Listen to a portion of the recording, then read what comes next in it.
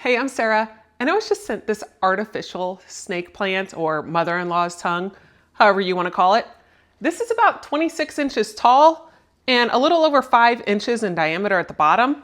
It's got a nice weighted pot here, so you don't have to worry about it falling over. And with it being artificial, you don't have to water it, you don't have to take care of it, you don't have to worry about your pets trying to eat it and get sick, anything like that. These got about 32 different leaves in here. I'm gonna bring you in here close so you can look at this nice artificial plant. This would look great in the corner of any room, just to highlight, bring some of that outside in. So I'm gonna bring you in here, we'll take a look at it. So here's a look at the plant up close. It's got a really pretty color variation in here.